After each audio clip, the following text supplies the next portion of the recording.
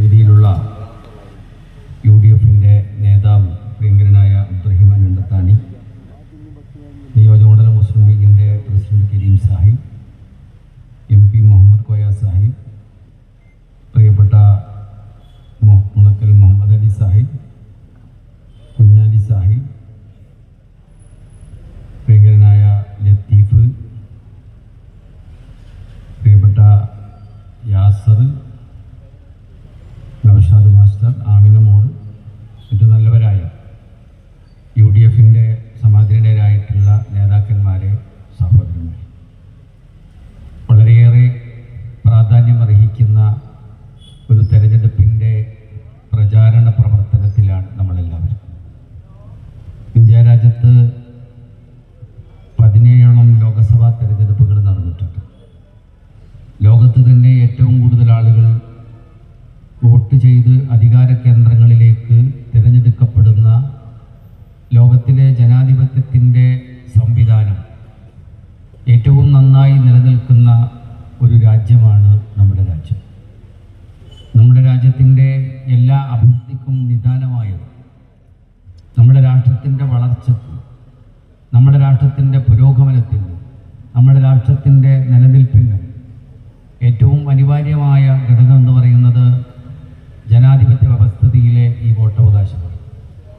ഇന്ത്യയുടെ എല്ലാമായിരുന്ന ഇന്ദിരാഗാന്ധി ഒരു തെരഞ്ഞെടുപ്പിൽ പരാജയപ്പെട്ടു. ഇന്ത്യൻ നാഷണൽ കോൺഗ്രസ് പാർട്ടിക്ക് 3/2 ഭൂരിപക്ഷവുമായി രാജ്യത്ത് അധികാരമെത്താൻ സാധ്യതയുള്ളൊരു സന്ദർഭത്തിൽ നിർഭാഗ്യവശാൽ ഇന്ദിരാഗാന്ധി തോറ്റു. 2 വർഷം കഴിയുന്നതിന് മുമ്പേ ഇന്ത്യയിൽ ഒരു പൊതു തെരഞ്ഞെടുപ്പ് വരികയും ആ തെരഞ്ഞെടുപ്പിൽ അജയ്യമായി ഇന്ദിരാഗാന്ധി ഒരു കൊടുങ്കാറ്റിനേക്കാൾ വേഗതയിൽ ഇന്ത്യയുടെ പാർലമെന്റിൽ എത്തുകയും ചെയ്തത് ജനാധിപത്യ വ്യവസ്ഥിതിയുടെ ഭാഗമായിട്ടാണ്. ഇന്ത്യൻ നാഷണൽ കോൺഗ്രസ് പാർട്ടി ഒരു കാലത്തും ജനാധിപത്യത്തിൻ്റെ ജയാപജയങ്ങളെ, ഈ സംവിധാനത്തിനകത്ത് വിജയമുണ്ടാകും, പരാജയമുണ്ടാകും, ആ ജയാപജയങ്ങൾ ഒരിക്കൽ പോലും അതിനോട് മുഖം തിരിഞ്ഞു നിൽക്കാതെ ഈ വ്യവസ്ഥിതിയെ കണ്ണിലെണ്ണയൊഴിച്ച് കാത്തിരുന്ന് ലോകരുടെ മുന്നിൽ മാതൃകാമ്പര്യം സ്വീകരിക്കാൻ സാധ്യമാകുന്ന ഒരു പ്രക്രിയയാണെന്ന് ലോകത്തെ ബോധ്യപ്പെടുത്തിയ പാർട്ടിയുടെ പേരാണ് ഇന്ത്യൻ നാഷണൽ കോൺഗ്രസ് പാർട്ടി എന്ന കാര്യത്തിൽ നമുക്ക് യാതൊരു തർക്കവുമില്ല. കോൺഗ്രസിൻ്റെ ഈ വ്യവസ്ഥിതിയിൽ കളങ്കമുണ്ടാക്കാമായിരുന്നു. ഇന്ദിരാഗാന്ധി തോറ്റ സമയത്ത് സ്വാഭാവികമായും ഒരു ഭരണകൂടം എന്ന നിലയിൽ ഇത്തരം സന്ദർഭത്തിലൊക്കെ തെരഞ്ഞെടുപ്പിൽ കളങ്കമേൽപ്പിച്ച് പല വഴികളുടെയും ഭരണത്തിൽ കയറാൻ സാധ്യതയുണ്ടാക്കാൻ കഴിയുന്ന പാർട്ടി ആ ജയാപജയങ്ങൾ ഉൾക്കൊണ്ട് ജനാധിപത്യത്തിൽ വിശ്വാസമർപ്പിച്ച് കാത്തിരിക്കുകയായിരുന്നു എന്ന് നമ്മൾ അറിയണം. എന്നാൽ ഈ തെരഞ്ഞെടുപ്പിനെ നമ്മൾ നേരിടുമ്പോൾ പൊതുവെ പറയുന്ന ഒരു രാഷ്ട്രീയം എന്ന് പറയുന്നത് ഈ തെരഞ്ഞെടുപ്പ് ഇന്ത്യയിലെ അവസാനത്തെ തെരഞ്ഞെടുപ്പാകുമെന്നായിരുന്നു ആദ്യമൊക്കെ പറഞ്ഞിരുന്നത്. നമ്മുടെ രാഷ്ട്രീയ പാർട്ടിയുടെ പല പാർട്ടികളുടെയും നേതാക്കന്മാർ, ദൃശ്യമാധ്യമങ്ങൾ, രാഷ്ട്രീയ നിരീക്ഷകന്മാർ, വിചക്ഷണന്മാർ, അവരെല്ലാം ആദ്യഘട്ടത്തിൽ പറഞ്ഞത് ഇനി ഒരിക്കലൂടെ രാജ്യത്ത് BJP വന്നാൽ ഈ ജനാധിപത്യത്തിൻ്റെ സിസ്റ്റം ഉണ്ടാവില്ല. അതുകൊണ്ട് ഏറെ സാധ്യതയുള്ളത് ഈ രാജ്യത്ത് BJPയുടെ ഭരണത്തിലേറാനാണ് സാധ്യത എന്ന് രാജ്യത്ത് പ്രചരിപ്പിച്ചതിൽ നിന്ന് മാറി ഏറ്റവും പുതിയ സർവേയുടെ കണക്ക് പറയുന്നത് 79% ആളുകളും ഈ രാജ്യത്തെ BJP വിരുദ്ധമായി സ്വീകരിക്കുന്ന രാഷ്ട്രീയ പാർട്ടികളാണ്. ഈ 79%-ഓട് സർവേയിൽ ചോദിക്കപ്പെട്ട വളരെ പ്രധാനപ്പെട്ട ഒരു ചോദ്യം, ഇന്ത്യ രാജ്യത്ത് BJP പറയുന്നത് ഇന്ത്യയുടെ ഇടമെന്ന് പറയുന്നത് ഹിന്ദുവിന് മാത്രം അവകാശപ്പെട്ടതാണെന്നാണ്. അവന്റെ ആചാരങ്ങൾക്കും BJP കൃത്രിമമായി ഉണ്ടാക്കുന്ന ഹിന്ദുത്വത്തിന് വേണ്ടി, അതിനുവേണ്ടിയാണ് ഈ രാജ്യമെന്ന് പറയുന്ന BJPയുടെ രാഷ്ട്രീയ സാഹചര്യത്തിൽ നിന്ന് പുതിയ സർവേയുടെ ഏറ്റവും പുതിയ കണക്കനുസരിച്ച് പറയുന്നത് 79% ആളുകളും ഈ രാജ്യത്ത് എല്ലാവർക്കും ഇടമുണ്ടാകണം എന്ന് പറയുന്നവരാണ്. ഹിന്ദുവിന് ഇടമുണ്ടാകുന്നത് പോലെ തന്നെ ഇവിടുത്തെ മുസ്ലിമിനും ഭാരതത്തിൽ ഇടമുണ്ടാവണം. ഭാരതത്തിൽ മുസ്ലിമിന്റെ ഇടം പോലെ തന്നെ ക്രിസ്ത്യാനിക്കുണ്ടാവണം. ക്രിസ്ത്യാനിക്കുള്ളതുപോലെ തന്നെ സിഖുകാരനുണ്ടാകണം. സിഖുകാരനുള്ളതുപോലെ തന്നെ പാർസിക്കുണ്ടാവണം, ബുദ്ധമതക്കാർക്കുള്ളതുപോലെ തന്നെ ജൈനമതത്തിനുണ്ടാവണം. അങ്ങനെ എല്ലാ മതങ്ങൾക്കും എന്ന പോലെ ജാതികൾക്കും ഉണ്ടാകണം, ജാതികൾക്ക് എന്ന പോലെ ഉപജാതികൾക്കും ഉണ്ടാകണം. ഇതിനെല്ലാം അപ്പുറത്ത് മതമില്ലാത്തവർക്ക് കൂടി ജീവിക്കുവാനുള്ള സ്വാതന്ത്ര്യമുണ്ടാകുന്ന ഒരു രാഷ്ട്രമാണ് വേണ്ടത് എന്ന് ഈ തെരഞ്ഞെടുപ്പിന്റെ മുന്നേ നടന്ന ആദ്യത്തെ സർവേയിൽ 79% പറഞ്ഞെങ്കിൽ ഈ രാജ്യത്തിടമില്ലാത്ത പാർട്ടിയാണ് ഭാരതീയ ജനതാ പാർട്ടി എന്ന കാര്യം ഈ രാജ്യം തർക്കമില്ലാതെ പറഞ്ഞുകൊണ്ടിരിക്കുന്നു എന്നതാണ് ഈ തെരഞ്ഞെടുപ്പിന്റെ അതിപ്രധാനമായ താല്പര്യം. 2016 അധികാരത്തിൽ വരുമ്പോ 31% വോട്ടാണ് BJPക്ക് ഉണ്ടായിരുന്നത്. എന്ന് പറഞ്ഞാൽ 100 പേര് വോട്ട് ചെയ്തപ്പോ 69 പേരും BJP പ്രധാനമന്ത്രിയാകണം എന്ന് പറഞ്ഞവരല്ല. 2019 വന്നു. 2019 തെരഞ്ഞെടുപ്പിൽ 100 പേര് വോട്ട് ചെയ്തപ്പോ 39% BJPക്ക് അനുകൂലമായി വോട്ട് ചെയ്തത്. അതിന്റെ അർത്ഥം 61% BJP പ്രധാനമന്ത്രിയാകണം എന്ന് പറഞ്ഞതല്ല. എന്നാൽ 2024 വന്നപ്പോ ഇന്ത്യയുടെ സർവേയുടെ കണക്ക് പ്രകാരം ഈ രാജ്യത്ത് BJPയെ പിന്തുണക്കുന്നവർ 21%ആണെങ്കിൽ BJP എതിർക്കുന്നവരുടെ മുന്നണിയുടെ ശതമാനം 79%ആണെന്ന് BJPക്കാർ തിരിച്ചറിഞ്ഞിട്ടുണ്ട്. 2014 തെരഞ്ഞെടുപ്പിൽ ഇന്ത്യയുടെ മതേതര ചേരിയുടെ വരവിന് ആക്കം കൂട്ടിയിട്ടുള്ള, ഇന്ത്യയുടെ മതേതര ചേരിയുടെ വരവിന് കുതിപ്പുണ്ടാക്കിയിട്ടുള്ള നമ്മുടെ കർണാടക സംസ്ഥാനത്ത് സംസ്ഥാനം ഭരിച്ചിരുന്നത് BJPയാണ്. എന്നാൽ 2024 ആകുമ്പോ BJP കർണാടകയുടെ കയ്യിലില്ല എന്ന് മാത്രമല്ല, കർണാടകയുടെ തെരഞ്ഞെടുപ്പ് എന്ന് പറയുന്നത് BJP വിരുദ്ധ രാഷ്ട്രീയത്തിന്റെ വലിയ ജ്വാലയായി ഇന്ത്യയിൽ പടർന്ന ശേഷമുള്ള ഒരു തെരഞ്ഞെടുപ്പാണ്. കർണാടക തെരഞ്ഞെടുപ്പിന്റെ ചിത്രം എന്താണ്? കർണാടകയുടെ തെരഞ്ഞെടുപ്പ് നേർക്കുനേരെ നിന്ന് ഫാസിസവും വർഗീയവാദികളും ഒരുമിച്ച് നിന്നപ്പോ ഇന്ത്യൻ നാഷണൽ കോൺഗ്രസ് പാർട്ടിയുടെ നേതൃത്വത്തിൽ മതേതര ശക്തികൾ നേർക്കുനേരെ നിന്ന് പടവൊരുതി ജയിച്ച തെരഞ്ഞെടുപ്പാണ് കർണാടകയുടെ തെരഞ്ഞെടുപ്പ്. കർണാടകയുടെ തെരഞ്ഞെടുപ്പിന്റെ മുന്നിൽ എല്ലാ ഭരണ സംവിധാനം ഉപയോഗപ്പെടുത്തി BJP പറഞ്ഞത്, ഞങ്ങൾ ഈ രാജ്യത്തെ മുസ്ലിങ്ങളുടെ അവകാശങ്ങൾ എടുത്തു കളയുമല്ല, അവർക്ക് ഞങ്ങൾ സംവരണം നൽകില്ല എന്ന് പറഞ്ഞു, അവരുടെ അടയാളങ്ങൾ നഷ്ടപ്പെടുത്തുമെന്ന് പറഞ്ഞു. സ്കൂളിലേക്ക് പോകുന്ന പെൺകുട്ടികൾ ധരിച്ച ഹിജാബിന്റെ വസ്ത്രം വലിച്ചു കീറിയിട്ടവർ പറഞ്ഞു, ഞങ്ങൾ വീണ്ടും അധികാരത്തിൽ പറഞ്ഞാൽ പൂർണ്ണമായി ഹിജാബിന്റെ നിരോധനം ഉണ്ടാകുന്നു. ഇന്ത്യൻ നാഷണൽ കോൺഗ്രസ് പാർട്ടിയുടെ നേതാക്കൾ ആ റോട്ടിൽ വെച്ച് മറുപടി പറഞ്ഞു, ഞങ്ങൾ ഈ സംസ്ഥാനത്ത് അധികാരത്തിൽ വന്നാൽ ഹിജാബിന്റെ വസ്ത്രം പുനഃസ്ഥാപിക്കുമെന്ന് പറഞ്ഞു. ഞങ്ങൾ ഈ സംസ്ഥാനത്ത് അധികാരത്തിൽ വന്നാൽ മുസ്ലിം സമുദായത്തിന് നിങ്ങൾ നഷ്ടപ്പെടുത്തുന്ന സംവരണം അതിന്റെ ഡബിളായി ഈ സമുദായത്തിന് തിരിച്ചേൽപ്പിക്കുമെന്ന് കർണാടകയിലെ കോൺഗ്രസും സഖ്യകക്ഷികളും പറഞ്ഞു. ആ പ്രഖ്യാപനം കർണാടകയിലെ മഹാഭൂരിപക്ഷം വരുന്ന ഹിന്ദു സഹോദരന്മാർ ഏറ്റെടുത്ത് വലിയ ഭൂരിപക്ഷത്തിന് അടുത്ത കാലത്തൊന്നും കോൺഗ്രസ് പാർട്ടിക്ക് ലഭ്യമാകാത്ത തരത്തിലുള്ള വലിയ ഭൂരിപക്ഷമുണ്ടായി എന്ന് മാത്രമല്ല, ഇന്ത്യയുടെ രാഷ്ട്രീയ പ്രതലത്തിൽ BJPയെ തകർത്തുയരാൻ സാധ്യതയുള്ള കോൺഗ്രസ് പാർട്ടിയുടെ ആവേശം തന്നെ ആ തെരഞ്ഞെടുപ്പിലുണ്ടായി. 2019 അത് നമുക്കില്ലായിരുന്നു. 2019 തെരഞ്ഞെടുപ്പ് നടക്കുമ്പോ BJPയുടെ ശക്തമായ കോട്ടയാണ് ബീഹാർ. ബീഹാർ എന്ന് പറയുന്നത് കോൺഗ്രസ് വിരുദ്ധ തരംഗമായി മാറ്റിവെച്ച് ഏതു മനുഷ്യനും കോൺഗ്രസ് വിരുദ്ധരായാൽ മുഖ്യമന്ത്രിയാകാൻ കഴിയുന്ന സാഹചര്യം മാറിയിട്ട് വരാനിരിക്കുന്ന തെരഞ്ഞെടുപ്പിൽ പപ്പടം പൊടിയുന്നത് പോലെ BJP പൊടിയാൻ സാധ്യതയുള്ള ഒരു മണ്ഡലം അന്നത്തെ 19 തെരഞ്ഞെടുപ്പിൽ നമ്മുടെ കൂടെ ഉണ്ടായിരുന്നില്ല. നിങ്ങൾ ആലോചിക്കണം, ഇന്ത്യയിലെ സുപ്രധാനമായ നഗരങ്ങളിൽ, ഇന്ത്യയിലെ പ്രധാനപ്പെട്ട പാർട്ടികളിൽ ആവേശഭരിതരായ ആളുകൾ യഥാർത്ഥത്തിൽ ഇന്നും ഒരു വലിയ പടുകൂറ്റൻ മനുഷ്യരുടെ വലിയ ഉയർത്തെഴുന്നേൽപ്പുള്ള ഒരു തെരഞ്ഞെടുപ്പാണ്. അതുകൊണ്ട് ഈ തെരഞ്ഞെടുപ്പിനെ BJP ഭയപ്പെടുകയാണ്. ഞാൻ ചോദിക്കുന്നത്, ഒരു ഭരണകൂടം നെഞ്ചോട് ചേർക്കേണ്ടത് ആ രാജ്യം ഉന്നതമായി ഉയർത്തിപ്പിടിച്ചിട്ടുള്ള അതിന്റെ മൗലികതയാണ്. ഇന്ത്യ ഉയർത്തിപ്പിടിച്ചിരിക്കുന്ന മൗലികത എന്ന് പറയുന്നത് ഇന്ത്യയുടെ ജനാധിപത്യമാണ്. ജനാധിപത്യ സംവിധാനം എന്ന് ഇന്ത്യക്ക് നഷ്ടപ്പെടുമോ അന്ന് നമുക്ക് ഇന്ത്യ നഷ്ടപ്പെടും. എന്ന് നമുക്ക് ഭരണഘടന നഷ്ടപ്പെടുമോ അന്ന് നമുക്ക് ഇന്ത്യ നഷ്ടപ്പെടും. എന്ന് നമ്മൾ പാരമ്പര്യത്തെ കൈവടിയുമോ അന്ന് നമുക്ക് ഇന്ത്യ നഷ്ടപ്പെടും. എന്ന് നമ്മൾ ചരിത്രത്തെ കൈവടിയുമോ അന്ന് നമുക്ക് ഇന്ത്യ നഷ്ടപ്പെടും എന്നാൽ ഈ കൂട്ടർ ചെയ്തത് അടിസ്ഥാനപരമായി ഈ രാജ്യം ഉയർത്തിപ്പിടിച്ചിട്ടുള്ള ഉന്നതമായ മൂല്യങ്ങളെ ചവച്ചരച്ച് ലോകത്തിന് മേൽ അപകീർത്തി ഉണ്ടാക്കിയ പാർട്ടിയാണ് BJP എന്ന് പറയുന്നത്. അതുകൊണ്ടാണ് തെരുവിൽ നിന്നത്. ഈ രാജ്യത്തിന്റെ ഭരണഘടന മാറ്റുക എന്ന് പറയുന്നത് ഈ രാജ്യത്ത് ജീവിക്കുന്ന മനുഷ്യരെ സംബന്ധിച്ചിടത്തോളം അതിനേക്കാൾ പ്രയാസകരമായി ഒന്നും വരാനില്ല. പളുങ്കുപോലെ കാത്തു സൂക്ഷിച്ച പൂർവികന്മാർ നമ്മുടെ കയ്യിലേൽപ്പിച്ചിട്ടുള്ള അമൂല്യമായ സമ്പത്ത് എന്ന് പറയുന്നത് വോട്ടാണ്. നമ്മുടെ കയ്യിൽ പലതും ഏൽപ്പിച്ചിട്ടുണ്ട്. ചരിത്രം ഏൽപ്പിച്ചിട്ടുണ്ട്, ഭരണഘടന ഏൽപ്പിച്ചിട്ടുണ്ട്, കോടതികൾ ഏൽപ്പിച്ചിട്ടുണ്ട്, സംവിധാനങ്ങൾ ഉണ്ടാക്കിയിട്ടുണ്ട്. അമൂല്യമായെന്ന് പറയാൻ കഴിയുന്നത് നമ്മുടെ ജനാധിപത്യത്തിലെ വോട്ടാണ്. ഇപ്പോൾ നമ്മൾ ആരെയാണ് കാത്തിരിക്കുന്നത്? എന്തിനാണ് നമ്മൾ പ്രതീക്ഷിക്കുന്നത്? നമ്മുടെ രാജ്യത്ത് BJP എത്രമാത്രം ശ്രമിച്ചിട്ടും നടക്കാതെ പോയ ജനാധിപത്യം നമ്മുടെ കയ്യിലുണ്ട്. വിലപ്പെട്ട വോട്ട് നമ്മുടെ കയ്യിലുണ്ട്.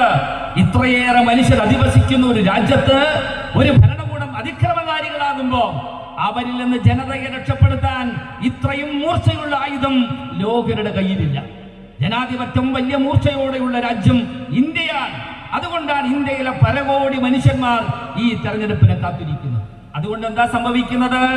ഹർഷാരവം മുഴക്കി ജനങ്ങൾ തെരുവിലേക്ക് ഇറങ്ങി കക്ഷി രാഷ്ട്രീയത്തിന് അതീതമായി, മതങ്ങൾക്ക് അതീതമായി, മറ്റു ചിന്തകൾക്ക് അതീതമായി രാഷ്ട്രമെന്ന ചിന്തയിൽ 79% പണം കൊടുത്തു വാങ്ങിയതല്ല. 79% രാജ്യത്തിന്റെ പൊതുവികാരമാണ്. ഒരു പക്ഷേ പാർട്ടികൾ പറയുന്നതിന് മുമ്പേ, പാർട്ടികൾ തീരുമാനിക്കുന്നതിന് മുമ്പേ ഇന്ത്യയുടെ പൊതുജനം സ്വീകരിച്ച ഒരു സമീപനത്തിന്റെ പേരാണ് ഇന്ത്യ എന്ന് പറയുന്ന മുന്നണി. 28 പാർട്ടി ഒരു മുന്നണിയിൽ നിൽക്കുക എന്ന് പറഞ്ഞാൽ പ്രത്യേകിച്ച് നിങ്ങൾ ആലോചിക്കും, ഈ 2ഉം 3ഉം പാർട്ടികൾ നിന്നിട്ട് തന്നെ പലപ്പോഴും തിക്കാൻ. എന്നാൽ 28 പാർട്ടികൾ ഒരു മുന്നിൽ നിൽക്കണമെങ്കിൽ എന്തെല്ലാം തരത്തിലുള്ള മെക്കാനിസം ഉപയോഗപ്പെടുത്തണം? എന്തുകൊണ്ടാണ് 28 പാർട്ടികൾ നിന്നത്? അവരുടെ ഏറ്റക്കുറച്ചിലിനേക്കാൾ ഒരു പക്ഷെ നിങ്ങൾക്കറിയാമല്ലോ, ഈ 28 പാർട്ടി നിൽക്കുമ്പോ പലവർക്കും കുറയും.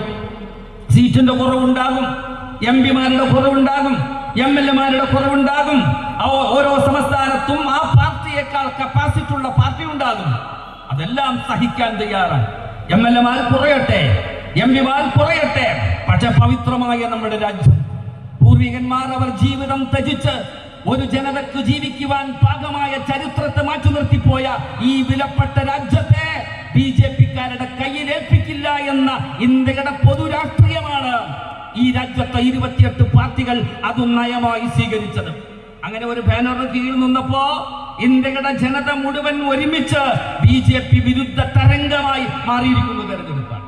മറ്റൊരു തെരഞ്ഞെടുപ്പിന്റെ പ്രത്യേകത എന്ന് പറയുന്നത് രാഹുൽ ഗാന്ധി നയിക്കുന്ന ഒരു തെരഞ്ഞെടുപ്പാണ്. രാഹുൽ ഗാന്ധി 19-ലുണ്ട്. പക്ഷേ ഈ രാജ്യത്തെ വാർത്താ മാധ്യമങ്ങൾ, ഈ രാജ്യത്തെ ഫാസിസ്റ്റുകൾ വർഷങ്ങളായി മോത്തിലാൽ നെഹ്റുവിന്റെ കുടുംബത്തോടുള്ള, ഇന്ദിരാജിയുടെ കുടുംബത്തോടുള്ള, രാജീവ്ജിയുടെ കുടുംബത്തോടുള്ള, നെഹ്റുവിന്റെ കുടുംബത്തോടുള്ള അവരുടെ വലിയ പകപോക്കലുണ്ട്. ഈ രാഷ്ട്രത്തിൽ അവരുടെ യഥാർത്ഥത്തിൽ ശത്രു എന്ന് പറയുന്നത് ആ വലിയ കുടുംബമാണ്. ഗാന്ധിയെ ആ തരത്തിലാണ് കൊലപ്പെടുത്തുന്നത്. അപ്പൊ അതുകൊണ്ട് അവർ പ്രധാനമായിട്ടും നമ്മുടെ രാഹുൽ ഗാന്ധി വന്നപ്പോ എന്തെല്ലാം പറഞ്ഞു. അയാൾ സാധ്യമല്ല, പക്വതയില്ലെന്ന് പറഞ്ഞു. ആർക്കും തോന്നി അയാളുടെ പ്രായം എങ്ങനെയാണ്, എല്ലാവരും പറഞ്ഞു.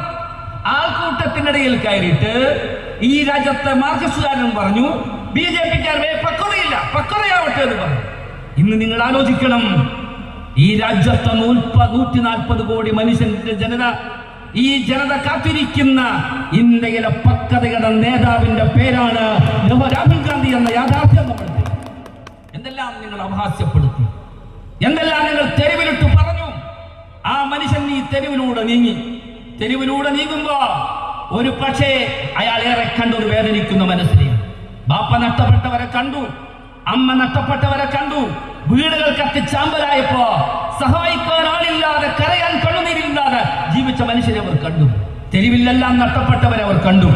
എല്ലാവരെയും ചേർത്ത് പിടിച്ചു, അവർക്ക് പ്രതീക്ഷകൾ നൽകി, അവരുടെ കണ്ണീരൊപ്പി.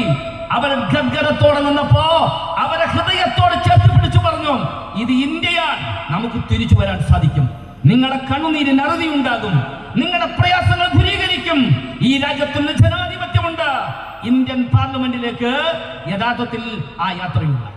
രാഹുൽ നടങ്ങി നീങ്ങിയത് ഞാൻ നിങ്ങളോട് പറയട്ടെ, രാഹുൽ ഭാരതത്തിൽ മാത്രമല്ല രാഹുൽ ഇന്ത്യൻ പാർലമെന്റിലേക്കാണ് നീയത്. നിങ്ങൾക്കറിയാമല്ലോ, 134 എംപിമാരെ പുറത്താക്കിയിട്ടുള്ള BJP ഭരിക്കുന്ന ഇന്ത്യൻ പാർലമെന്റിലേക്ക് രാഹുൽ ഗാന്ധിയുടെ നേതൃത്വത്തിൽ യാത്ര നടന്നപ്പോ ഇന്ത്യയിൽ പരകോടി മനുഷ്യൻ ഹൃദയം കൊണ്ട് അനുകരിച്ച യാത്രയുടെ പേരാണ് ഭാരതയോട് യാത്ര എന്ന് നമുക്ക്. അതുകൊണ്ട് ആ യാത്ര ഇന്ത്യൻ പാർലമെന്റിലേക്ക് അടുത്തുകൊണ്ടിരിക്കാൻ ഇന്ത്യയുടെ പാർലമെന്റ് മന്ദിരത്തിലേക്ക് ഇന്ത്യയിലെ ജനകോടികൾ അണിനിരത്തി അവരുടെ വിചാരങ്ങളെ അവരെ കൂടെ നിർത്തി ചേർത്തിപ്പിടിച്ച് നടത്തുന്ന ഒരു വലിയ യാത്രയാണ്. അത് പാർലമെന്റിന്റെ പരിസരത്ത് എത്തുന്നതോടുകൂടി അവിടെ നിന്ന് കുടിയൊഴിഞ്ഞു പോകേണ്ട മനുഷ്യന്റെ പേരാണ് നരേന്ദ്രമോദി എന്ന യാഥാർത്ഥ്യം. അതുകൊണ്ട് ഈ രാജ്യം ഒരു കാലത്തുമില്ലാത്തത്. ഈ തെരഞ്ഞെടുപ്പിന്റെ പ്രത്യേകത എന്താണ്?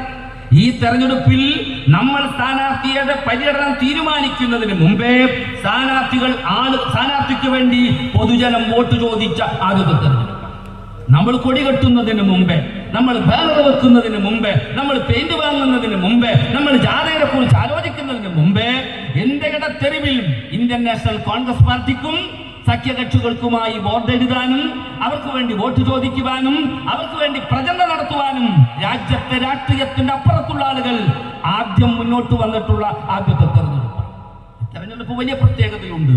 ഒരു രാഷ്ട്രത്തെ വീണ്ടെടുക്കാൻ, ചരിത്രത്തെ വീണ്ടെടുക്കാൻ, മനുഷ്യന്റെ നിലനിൽപ്പിന് ആധാരമായിട്ടുള്ള ആധുനിക നൂറ്റാണ്ടിന്റെ ഇന്ത്യയുടെ ഏറ്റവും വലിയ ആയുധം ഉപയോഗപ്പെടുത്തി ഇന്ത്യയുടെ പരകോടി വരുന്ന മനുഷ്യൻ അവന്റെ പ്രാർത്ഥന കൊണ്ട്, പ്രവർത്തനം കൊണ്ട്, പ്രതീക്ഷ കൊണ്ട് നേരിടുന്ന ആദ്യത്തെ തെരഞ്ഞെടുപ്പ്. വൈകാരികമാണ് ഈ തെരഞ്ഞെടുപ്പ്. ഈ തെരഞ്ഞെടുപ്പിന്റെ സ്ഥാനാർത്ഥികൾ സമദാനി സാഹിബ് മാത്രമല്ല, ഇന്ത്യയിലെ സകല മനുഷ്യരുമുണ്ട്. 79% യഥാർത്ഥത്തിൽ ഇന്ത്യയിൽ ഈ തെരഞ്ഞെടുപ്പിൽ നമ്മുടെ സ്ഥാനാർത്ഥികൾ. വലിയ തെരഞ്ഞെടുപ്പാണ്. ഈ തെരഞ്ഞെടുപ്പിൽ നിർഭാഗ്യം എന്ന് പറയട്ടെ, നമ്മുടെ മാർക്സിസ്റ്റ് പാർട്ടിയുടെ സഹോദരന്മാർ എന്തു ചെയ്യണം എന്നറിയാതെ നിൽക്കുക. ഈ തെരഞ്ഞെടുപ്പിന്റെ ക്രയവിക്രയങ്ങളിൽ, ഈ തെരഞ്ഞെടുപ്പിന്റെ കൂടിയാലോചനകളിൽ, ഈ തെരഞ്ഞെടുപ്പിന്റെ മറ്റു കാര്യങ്ങളിൽ യഥാർത്ഥത്തിൽ ഇറങ്ങേണ്ട പാർട്ടി മാർക്സിസ്റ്റ് പാർട്ടിയാണ്. എന്നിട്ട് അവര് പറയാണ്, നിങ്ങളൊന്ന് സഹായിക്കണം, ഞങ്ങൾ പറഞ്ഞതെല്ലാം നിങ്ങൾ പൊരുത്തപ്പെടും. പൊന്നു സഖാക്കളെ, നിങ്ങൾ ഈ പ്രാവശ്യം മരിവാൾ ചുറ്റിക നക്ഷത്രത്തിന് വോട്ട് ചെയ്തില്ലെങ്കിൽ നിങ്ങൾക്ക് വരാനിരിക്കുന്ന പഞ്ചായത്ത് തെരഞ്ഞെടുപ്പ് മുതൽ ലോകസഭാ തെരഞ്ഞെടുപ്പ് വരെ നിങ്ങൾക്ക് ചിഹ്നമില്ല കേട്ടോ. നിങ്ങൾ പൊന്നരിവാളെന്ന് പറഞ്ഞ, നിങ്ങൾ ഹൃദയത്തോട് ചേർത്ത് പിടിച്ച, നിങ്ങളുടെ പൂർവികന്മാർ പാർലമെന്റിലെത്തിയ, നിങ്ങളുടെ പൂർവികന്മാർ നിയമസഭയിലെത്തിയ, എന്ത് വിട്ടുകൊടുത്താലും പൊന്നരിവാൾ വിട്ടുതരില്ല എന്ന് പറഞ്ഞ ഈ അരിവാളുണ്ടല്ലോ, ഇനി നിങ്ങൾക്ക് മത്സരിക്കാൻ കിട്ടില്ല എന്ന് സ്വകാര്യമായി പറഞ്ഞ വാർത്ത കേരളം ചർച്ച. അതിന്റെ അർത്ഥം എന്താണ്? അവിടെ കൂടിയിരുന്ന ആളുകൾ തന്നെ ഇതിനെതിരാണ്. ഒരിക്കലും പുറത്തു വരില്ല. എന്താ പറഞ്ഞത്? ഇപ്പൊ നമ്മൾ ലീഗിന്റെ യോഗം ചേർന്നിട്ട് പറയാം, പൊന്നു മക്കളെ, ഈ പ്രാവശ്യം കോണിക്കുങ്ങൾ വോട്ട് ചെയ്തില്ലെങ്കിൽ നമ്മളെ കാര്യം കഷ്ടാണെന്ന് പറഞ്ഞാൽ അത് പുറത്തിറങ്ങതിന്റെ അർത്ഥം എന്താണ്? അതിന് വിയോജിപ്പുണ്ടെന്നാണ്. ഞാൻ കൂടുതൽ പറയുന്നില്ല. തുപ്രംകോട്ടൊരു സഖാവ്, അയാൾ ഫേസ്ബുക്കിൽ ഒരു സാധനം പോസ്റ്റ് ചെയ്തിട്ടുണ്ട്. അദ്ദേഹം പറയാണ്, ഞാൻ ചെറുപ്പത്തിൽ ഞങ്ങൾ ക്രിക്കറ്റ് കളിക്കാൻ പോകും, എല്ലാ ക്രിക്കറ്റിലും തോൽക്കും അത്ര. അങ്ങനെ ഈ തോൽവി ഇങ്ങനെ അന്വേഷിച്ചു. തുടർച്ചയായി തോൽക്കുമ്പോ എല്ലാ കളിയിലും ക്യാപ്റ്റൻ ഒരാളാണ്. അപ്പൊ ഇങ്ങനെ അന്വേഷിച്ചിട്ട് എന്താ ഈ തോറ്റിട്ട് ഇയാൾ അങ്ങനെ വെക്കണെന്ന. പിന്നെയാണ് അയാൾക്ക് മനസ്സിലായത് പൈസ മുഴുവൻ കൊടുക്കുന്നത് ഇയാളാണ്. അപ്പൊ ഇയാൾ തോറ്റാൽ ഇയാൾ നിർത്തുന്ന കാര്യം എന്താ വെച്ചാൽ ഇയാളെ പൈസ കണ്ടിട്ടാണ്. എന്നതുപോലെ പ്രിയപ്പെട്ട സഖാക്കളെ, പൊന്നാനി മണ്ഡലത്തിൽ 4 തവണയും പണം കണ്ട് കൗണ്ടറിൽ അടച്ചപ്പോൾ സീറ്റ് കൊടുത്ത പാർട്ടിയാണ് ഞങ്ങളുടെ പാർട്ടി എന്ന് വേദനയോടുകൂടി പറഞ്ഞത് പ്രിയപ്പെട്ട നമ്മുടെ CPM-ന്റെ ഒരു നേതാവ്. ഇതാണ് ഒരു പൊതുവെയുള്ള രാഷ്ട്രീയം. ഞാൻ എപ്പോഴും ചോദിക്കാറുണ്ട്, കമ്മ്യൂണിസ്റ്റുകാർ എന്തു പറഞ്ഞിട്ടാ വോട്ട് ചോദിക്കാം? എന്താണ്? ഞങ്ങൾ സമദാനിയെ വെക്കാൻ 100,000 കാര്യകാരണങ്ങളുണ്ട്. ഇപ്പോ സമദാനി വരുമ്പോ ഒരിടത്ത് പോലും സ്ഥാനാർത്ഥി വന്നോ എന്ന് ചോദിക്കില്ല, സമദാനി വന്നോ എന്ന്. സ്ഥാനാർത്ഥി എവിടെയില്ല, സമദാനി എവിടെയെന്നാണ് ഞാൻ പറയുന്നത്. ഇന്ത്യയുടെ രാഷ്ട്രീയ കർമ്മമാണ്. അദ്ദേഹം നടത്തിയിട്ടുള്ള സാംസ്കാരിക പ്രവർത്തനം, അദ്ദേഹം നടത്തിയിട്ടുള്ള സാമൂഹ്യ ഇടപെടലുകൾ, അദ്ദേഹം നടത്തിയിട്ടുള്ള രാഷ്ട്രീയ പ്രവർത്തനം, യഥാർത്ഥത്തിൽ ആ രാഷ്ട്രീയ കർമ്മമാണ് സമദാനിയെ പൊന്നാനിയിലെ മണ്ഡലങ്ങൾ തേടുമ്പോ. 2 ദിവസം മുമ്പേ സമദാനി പള്ളിക്ക് അദ്ദേഹം പലപ്പോഴും ഈ യാത്രയിലൊക്കെ നിങ്ങൾക്ക് അറിയാമല്ലോ, ഇതിന്റെ ജമ്മക്കാക്കും. എന്നിരുന്നാൽ പോലും ഒരിക്കൽ പള്ളി കയറിയപ്പോ ആ പള്ളിയിലുള്ള മുഴുവൻ ജനവും അദ്ദേഹത്തെ കണ്ടപ്പോ സ്വാഭാവികമായി പുറത്തിറങ്ങി. അതേ പള്ളിയിൽ കുറച്ച് കഴിഞ്ഞപ്പോ നമ്മളെ സ്ഥാനാർത്ഥി വന്നു. ഒരു മനുഷ്യൻ. ഒന്നാമത്തെ കാര്യം എന്താ വെച്ചാൽ ഇയാൾ ഏതായാലും ആൾക്കറിയില്ല, എന്നാൽ ഇയാളെ പരിചയപ്പെടുത്തുന്ന ഒരു അറിയില്ല. ഞാൻ ആരെയും പറയില്ല, ആരെയും ചെറുതാക്കാൻ പറയില്ല. രാഷ്ട്രീയത്തിൽ പറയുന്നതിനൊക്കെ ഒരു അതിരുണ്ടാവണം. എന്താ നിങ്ങൾ പറഞ്ഞത്? നിങ്ങളിപ്പോ പറയുന്ന ഈ ചെങ്കൊടി പിടിച്ചിട്ട് 64 ആളുകളെ ഇന്ത്യൻ പാർലമെന്റിലേക്ക് അയച്ചത് ഇന്ത്യയിലെ ജനങ്ങള്. നിങ്ങളത് ഉപയോഗപ്പെടുത്തിയോ? ഒരു BJP-ക്കാരനെ പ്രതിരോധിക്കാൻ, ഒരു MP-യെ പ്രതിരോധിക്കാൻ, ഒരു MLA-യെ പ്രതിരോധിക്കാൻ ഈ അരിവാഴ്ചിക നക്ഷത്രത്തിന്റെ വോട്ട് ഉപയോഗിച്ച് ജയിച്ച ഒരു MP-ക്ക് സാധ്യമായോ? ഒരു MLA-ക്ക് സാധ്യമായോ? സാധ്യമായില്ല. 64-ൽ നിന്ന് 17 ആയി, 17-ൽ നിന്ന് 9 ആയി, 9-ൽ നിന്ന് 3 ആയില്ലേ? നിങ്ങളാണോ വളർന്നത്? ഇന്ത്യൻ നാഷണൽ കോൺഗ്രസ് പാർട്ടി രാജ്യത്തെ 1ാമനായിരുന്നുവെങ്കിൽ നിങ്ങൾ 2ാമനാണ്. എന്നിട്ടെന്തേ 3ാമനായത് BJP? എന്നിട്ടെന്തേ പല പാർട്ടികളും പോയപ്പോ നിങ്ങൾ എന്തേ 3ലേക്ക് വന്നത്? നിങ്ങൾ എന്തേ 9-ൽ നിന്ന് 3ലേക്ക് വന്നത്? നിങ്ങൾ എന്തേ 50-ൽ നിന്ന് 3ലേക്ക് വന്നത്? നിങ്ങളുടെ കൂടെ ആളില്ല. നിങ്ങൾ രാജ്യത്തെ 2ാമത്തെ പാർട്ടിയാണ്. എന്റെ സഖാക്കന്മാരെ, ഇന്ന് നിങ്ങൾ രാജ്യത്തെ 0 പോയിന്റ് പാർട്ടിയാണ്. ഇപ്പൊ നിങ്ങളുടെ പാർട്ടിയിലുള്ളത് 3 സീറ്റാണ്. ആ 3 സീറ്റിലാവട്ടെ 2 സീറ്റിൽ മത്സരിപ്പിച്ചവളും ആ ബാനറിന്റെ കീഴിൽ, ആ പോസ്റ്ററിന്റെ കീഴിൽ 2 തലയുണ്ടായിരുന്നു. ഒന്ന് രാഹുൽ ഗാന്ധിയുടേതാണ്, ഒന്ന് പാണക്കാട് സയ്യിദ് ഹൈദരലി ശിഹാബ്. അങ്ങനെയാണ് 2 MP-മാരുടെ. പിന്നൊന്ന് ഇവിടെ കിട്ടിയത്. അതിന്റെ ഭൂരിപക്ഷത്തിന്റെ കണക്കൊന്നും ഞാൻ പറയും. നിങ്ങൾ എങ്ങനെയാണ് പരാജയപ്പെട്ടത്? ഞാൻ എന്റെ പ്രിയപ്പെട്ട സഖാക്കന്മാരോട് പറയുന്നത്, പാടവരമ്പത്ത് പണിയെടുക്കാൻ ശരീരം പോലും വേദനിക്കുന്ന സന്ദർഭത്തിൽ നിങ്ങൾ പാടിപ്പോയൊരു പാട്ടുണ്ട്. പാവപ്പെട്ട മനുഷ്യനെ ചേർത്ത് പിടിച്ച് പറഞ്ഞ ഒരു വാക്കുണ്ട്. നിങ്ങൾ അലറിക്കലഞ്ഞിട്ടുണ്ട്. അവന്റെ ജീവിത സാഹചര്യവുമായി ബന്ധപ്പെട്ട് ജന്മിത്വമാണ് നിങ്ങൾ അഭയപ്പെടുത്തുന്നത്, മുതലാളിത്തമാണ് നിങ്ങൾ അഭയപ്പെടുത്തുന്നത് പറഞ്ഞ് പാവപ്പെട്ട മനുഷ്യന്റെ തോളിലാണ് നിങ്ങൾ ചെങ്കൊടി വെച്ചത്. അവരുടെ കയ്യിലാണ് നിങ്ങൾ ചിഹ്നം കൊടുത്തത്. എന്റെ പ്രിയപ്പെട്ട സഖാക്കളെ, ഈ ചിഹ്നം ആരുടെ കയ്യിലാണ്? ഈ പൊന്നരിവാൾ ആരുടെ കയ്യിലാണ്? ഈ പൊന്നരിവാൾ നമ്മുടെ അബ്ദുറഹിമാന്റെ കയ്യിലാണ്. ഈ പൊന്നരിവാൾ അൻവറിന്റെ കയ്യിലാണ്. ഈ പൊന്നരിവാൾ ഹംസയുടെ കയ്യിലാണ്.